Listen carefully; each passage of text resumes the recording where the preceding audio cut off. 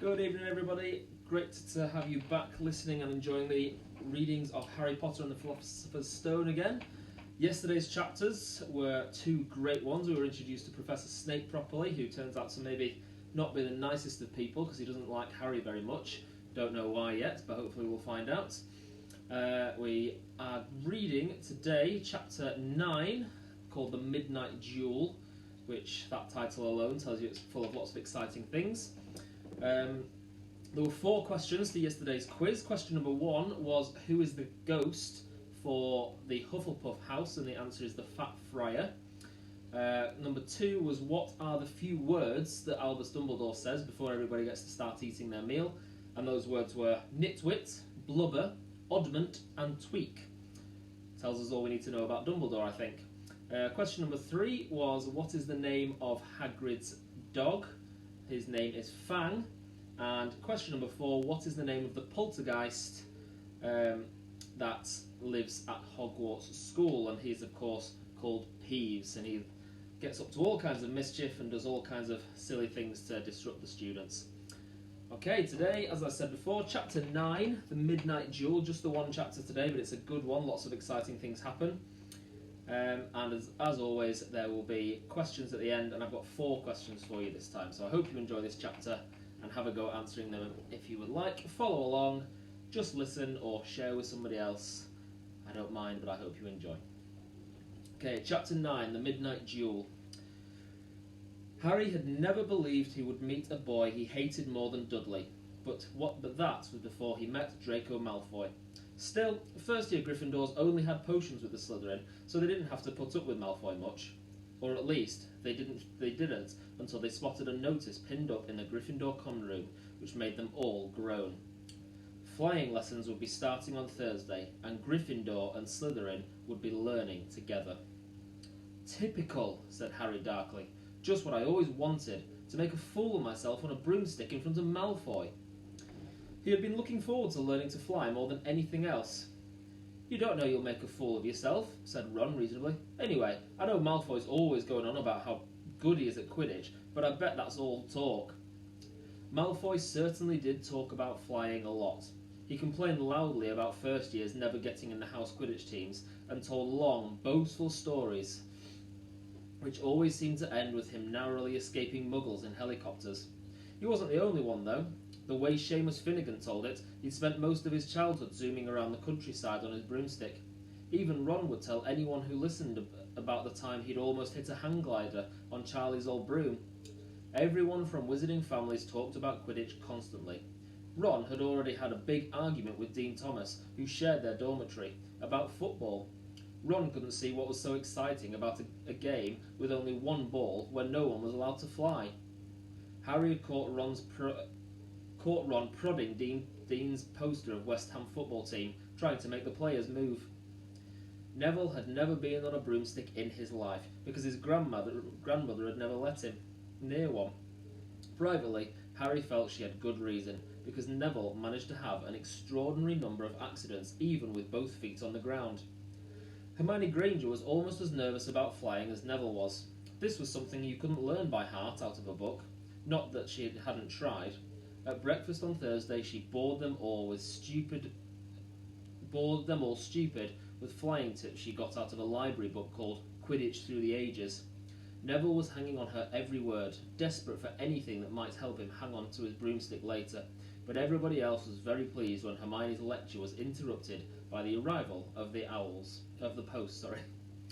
Harry hadn't had a single letter since Hagrid's note, something that Malfoy had been quick to notice, of course. Malfoy's eagle owl was always bringing him packages of sweets from home, which he opened gloatingly at the Slytherin table.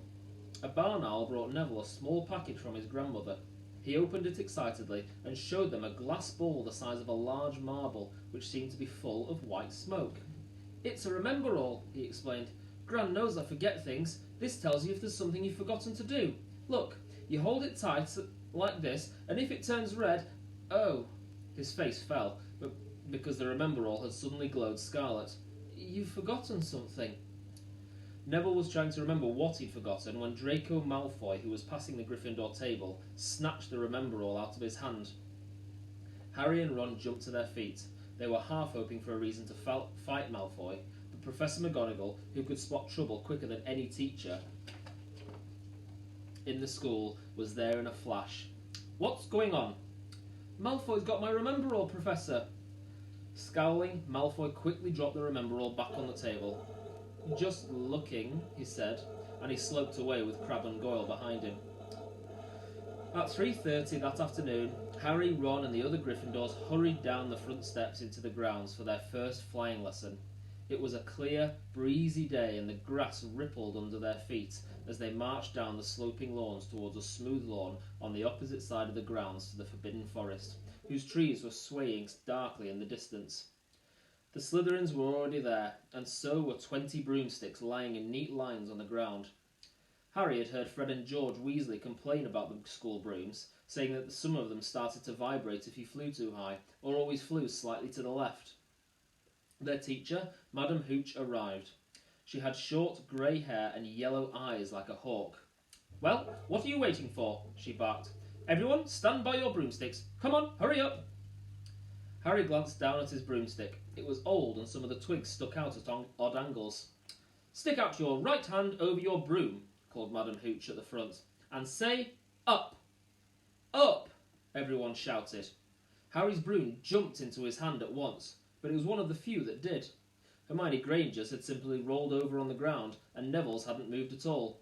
Perhaps brooms, like horses, could tell when you were afraid, thought Harry.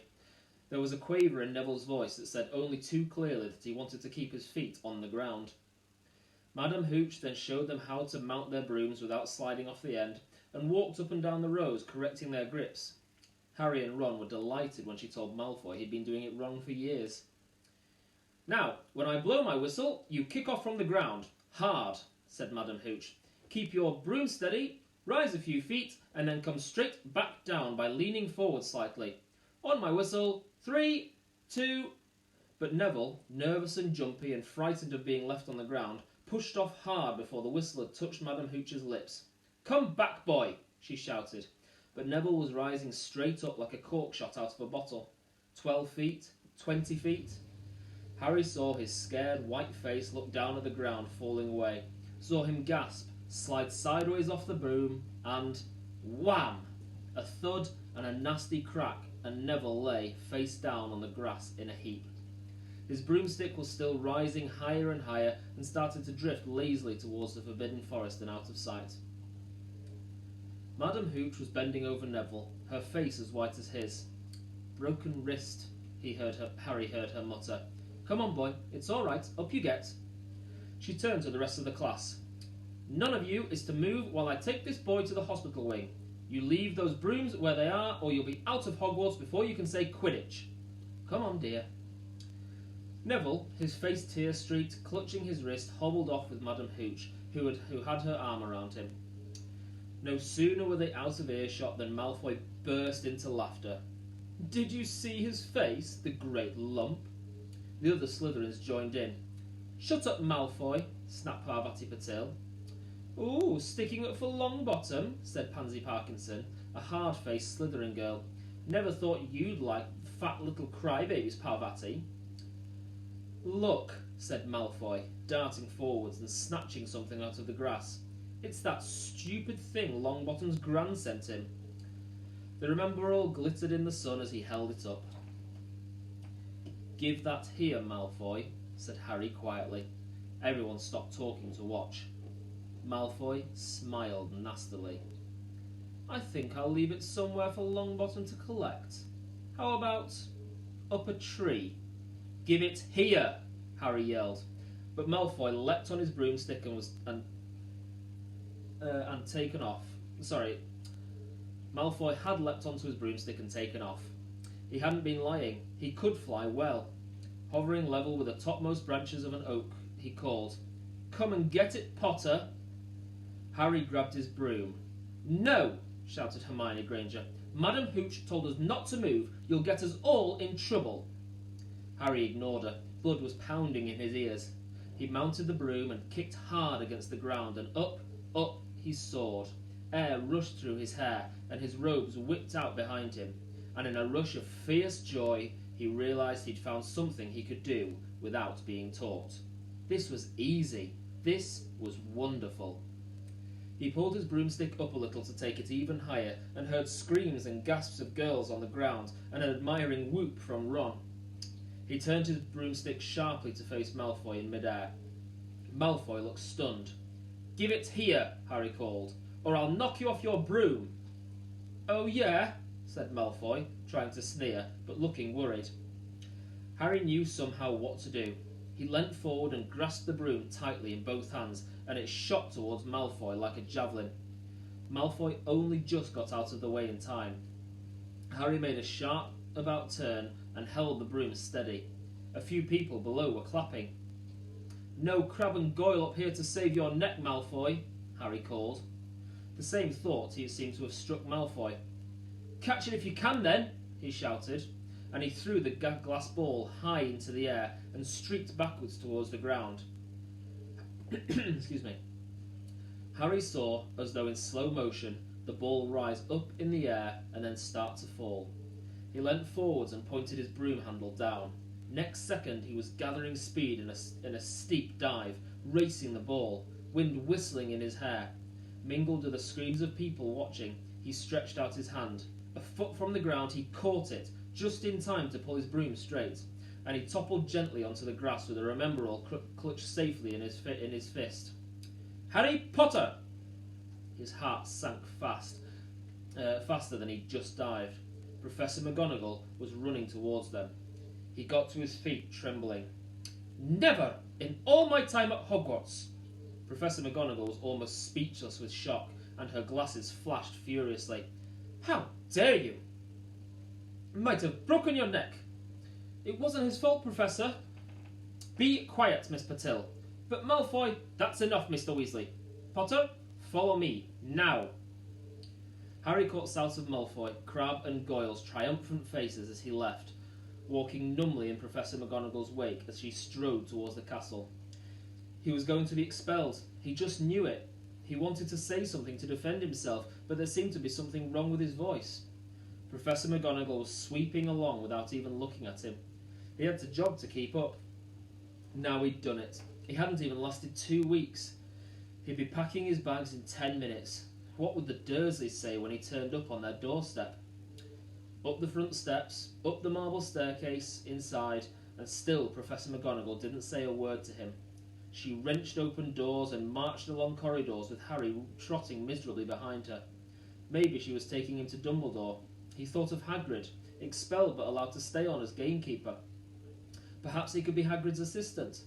His stomach twisted as he imagined it, watching Ron and the others becoming wizards while he stumped around the grounds carrying Hagrid's bag.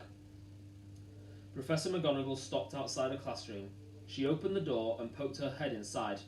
"Excuse me, Professor Flitwick? Can I borrow wood for a moment?" Wood, thought Harry, bewildered. Wood, thought Harry, bewildered. Was wood a cane she was going to use on him?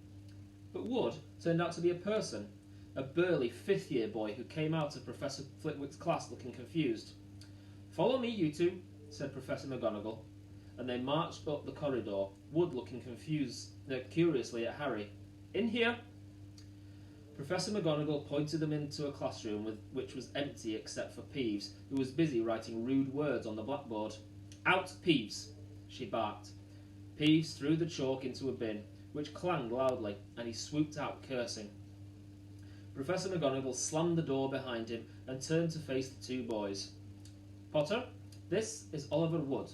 Wood, I found you a seeker." Wood's expression changed from puzzlement to delight. "Are you serious, Professor?" "Absolutely," said Professor McGonagall crisply. "The boy's a natural. I've never seen anything like it. Was that your first time on a broom, Potter?" Harry nodded silently. He didn't have a clue what was going on, but he didn't seem to be being expelled, and some of the feeling started coming back into his legs. "He caught that thing in his hand after a 50-foot dive," Professor McGonagall told Wood. "Didn't even scratch himself. Charlie Weasley couldn't have done it." Wood was now looking as though all his dreams had come true at once. "Ever seen a game of Quidditch, Potter?" he asked excitedly. Wood's captain of the Gryffindor team, Professor McGonagall explained. He's just the build for a seeker too, said Wood, now walking around Harry and staring at him. Light? Speedy? We'll have to get him a decent broom, Professor. A Nimbus 2000, or a Clean Sweep 7, I'd say. I shall speak to Professor Dumbledore and see if we can't bend the first-year rule. Heaven knows we need a better team than last year. Flattened in the last match by Slytherin. I couldn't look at Severus Snape in the face for weeks. Professor McGonagall peered sternly over her glasses at Harry. I want to hear you're training hard, Potter, or I may change my mind about punishing you. Then she suddenly smiled. Your father would have been proud, she said. He was an excellent Quidditch player himself. You're joking! It was dinner time.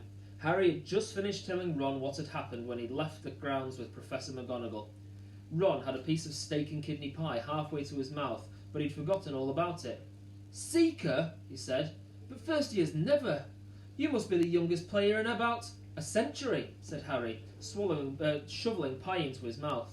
He felt particularly hungry after the excitement of the afternoon. Wood told me. Ron was so amazed, so impressed, he just sat and gaped at Harry.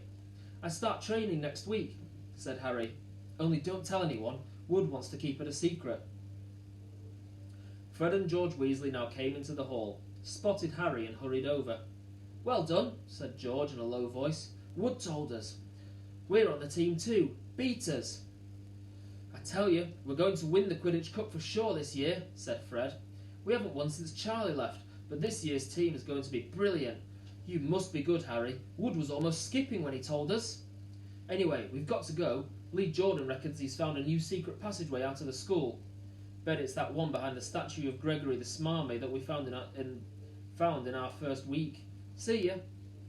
Fred and George had hardly disappeared when someone far less welcome turned up. Malfoy, flanked by Crabbe and Goyle. Having a last meal, Potter? When are you getting the train back to the Muggles? You're a lot braver now you're back on the ground and you've got your little friends with you, said Harry coolly. There was of course nothing at all little about Crabbe and Goyle, but as the high table was full of teachers, neither of them could do more than crack their knuckles and scowl. I'd take you on any time on my own, said Malfoy. Tonight, if you want. Wizard's Duel. Wands only, no contact. What's the matter? Never heard of a Wizard's Duel, I suppose. Of course he has, said Ron, wheeling round. I'm his second. Who's yours? Malfoy looked at Crabbe and Goyle, sizing them up. Crabbe, he said. Midnight, all right. We'll meet you in the trophy room. That's always unlocked. When Malfoy had gone, Ron and Harry looked at each other. What's a Wizard's Duel? Said Harry. And what do you mean you're my second? Well, a second's there to take over if you die, said Ron casually, getting started at last on his cold pie. Catching the look on Harry's face, he added quickly, but people only die in proper duels, you know, with real wizards. The most you and Malfoy will be able to do is send sparks at each other. Neither of you knows enough magic to do any real damage. I bet he expected you to refuse anyway. And what if I wave my wand and nothing happens? Throw it away and punch him on the nose, Ron suggested. Excuse me? They both looked up. It was Hermione Granger. Can't a person eat in peace in this place? Said Ron. Hermione ignored him and spoke to Harry. I couldn't help overhearing what you and Malfoy were saying. Bet you could, Ron muttered. And you mustn't go wandering around the school at night. Think of the points you'll lose Gryffindor if you're caught. And you're bound to be. It's really very selfish of you. And it's really none of your business, said Harry. Goodbye, said Ron. All the same, it wasn't what you'd call a perfect end to the day, Harry thought, as he lay awake much later listening to Dean and Seamus falling asleep. Neville wasn't back from the hospital wing. Ron had spent all evening giving him advice if he tries to curse you, you better dodge it, because I can't remember how to block them. There was a very good chance they were going to get caught by Filch or Mrs. Norris, and Harry felt he was pushing his luck, breaking another school rule today.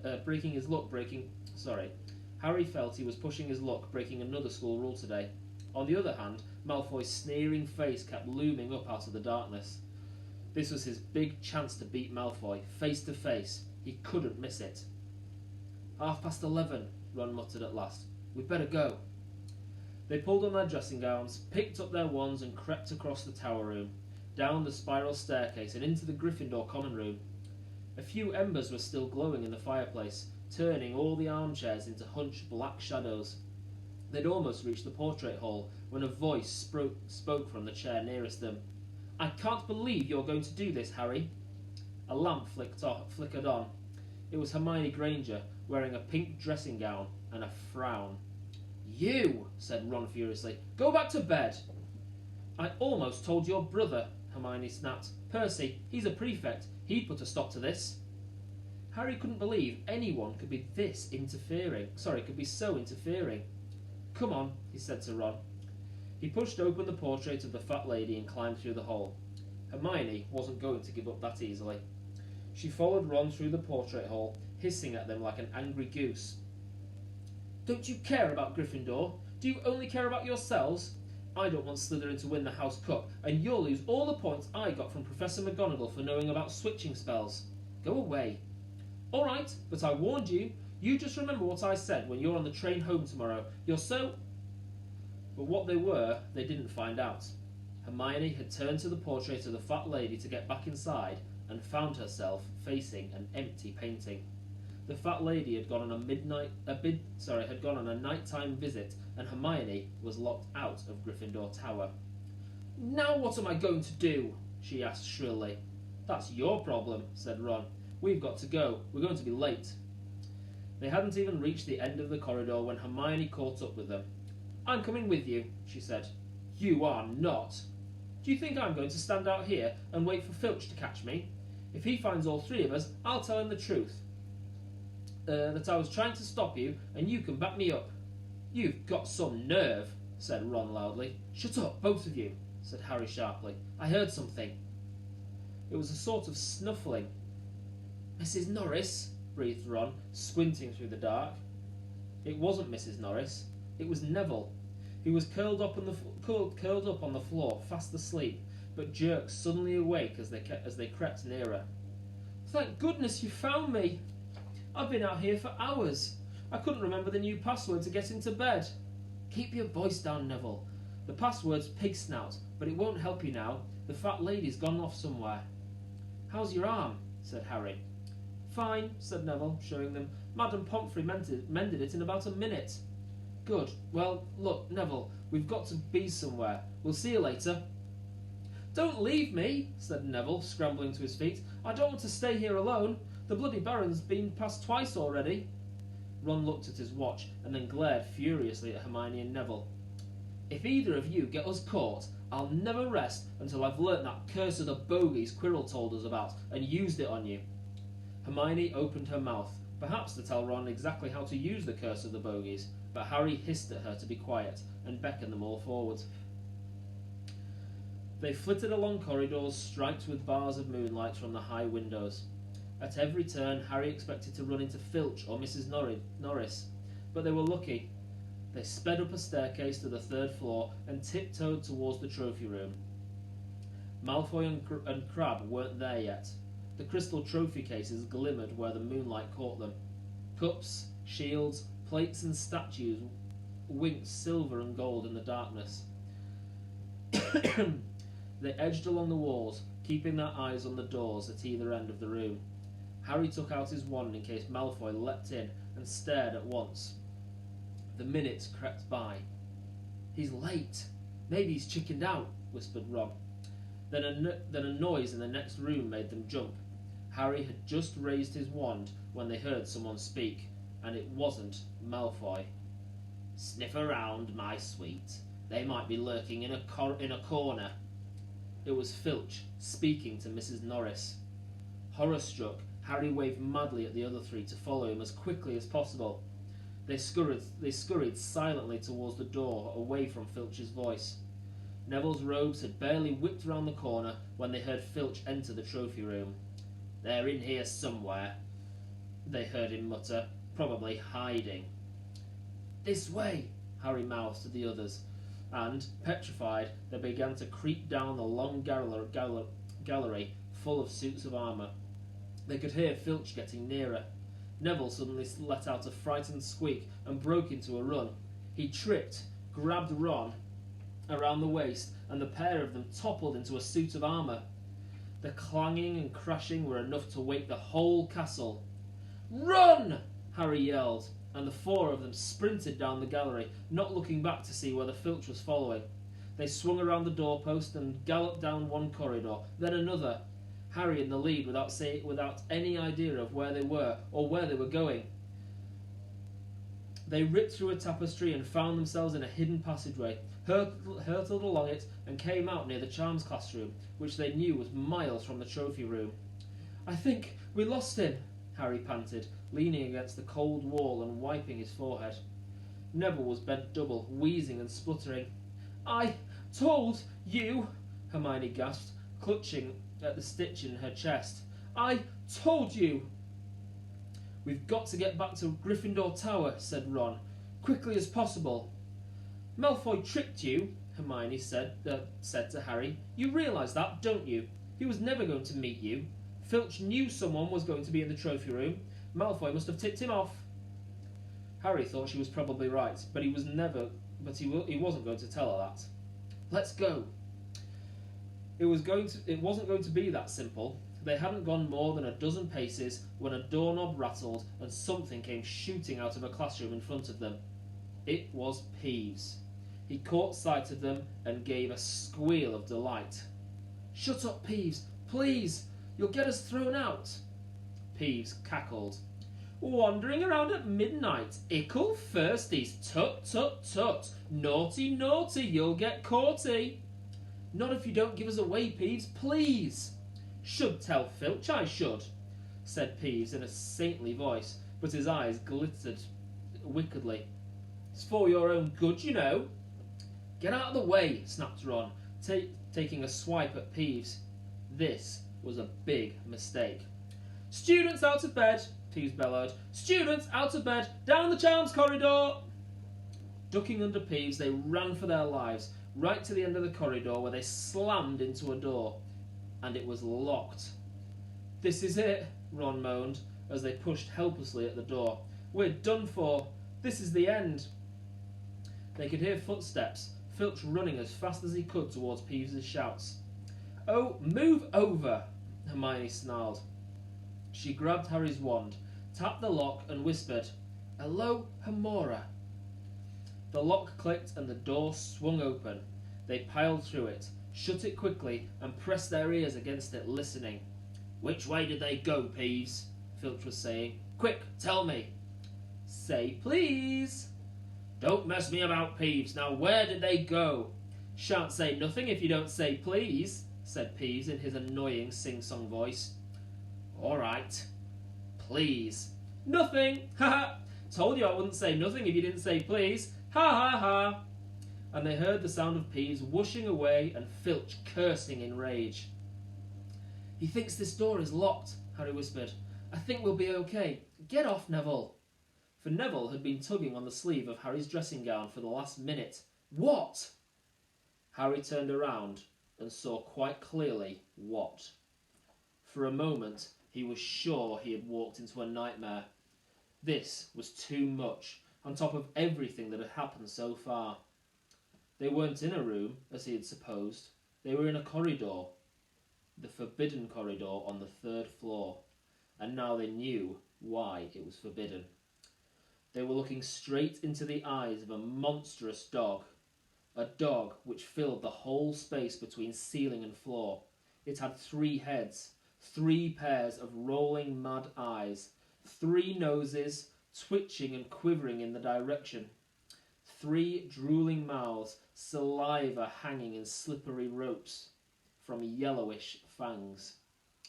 It was standing quite still, all 6 eyes staring at them, and Harry knew that the only reason they weren't already dead was that their sudden appearance had taken it by surprise, but it was quickly getting over that.